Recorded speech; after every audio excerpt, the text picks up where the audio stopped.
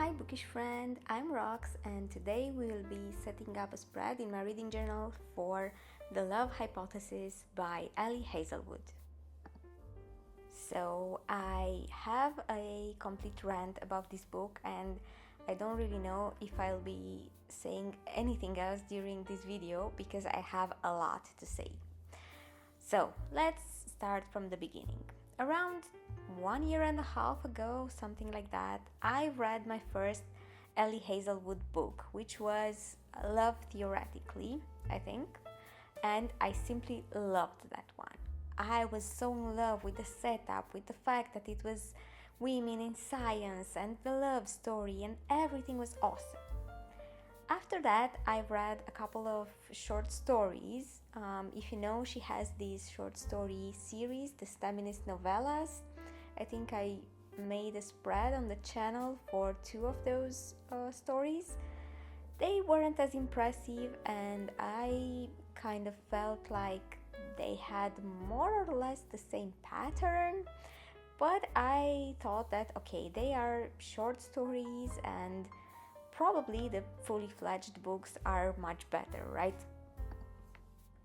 I also read some little Christmassy short story, I think Cruel Winter or something like that, and again, same kind of vibe, but I put it on the fact that it was a short story. Fast forward to February of this year when I started The Love Hypothesis, which is a full book, right? So it must be much better, plus the fact that a lot of people were really praising it and saying, oh my god, this is amazing. So yeah, I was actually excited to read it and I started reading it.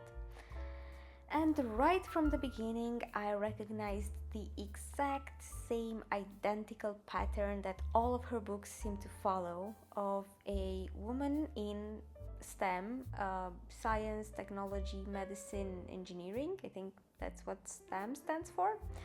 A woman working or studying in this field who is broke. She's poor, she doesn't even have what to eat. She eats scraps, she's incredibly poor, but she does science because she's very passionate.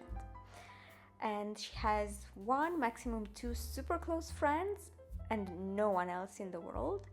And she also has no close family or relatives that care about her. And then comes the guy who is always incredibly ginormously big and huge, and he's super smart and usually very closed and brooding, and she thinks he hates her, and he's always her superior, her teacher, something superior to her, and he's incredibly rich, and they end up working together on something, and of course, guess what? It's a romance. They are attracted to each other. In general, I don't mind the fact that a romance exaggerates like the guy characteristics and so on, but reading multiple books from the same author and all of them following the exact same pattern, ugh. And moreover, I was talking to a friend who was reading another book from Ali Hazelwood at the same time as I read this one, and I was telling her about my frustration, and she said, oh my god, this is the exact same story. So she confirmed even further that all of Ali Hazelwood's books are the exact same thing, but with different names and probably a different scientific environment. And honestly, as a person who usually enjoys consuming the same of something, like the same kind of book, the same kind of series and so on, this is annoying. It's the exact same thing.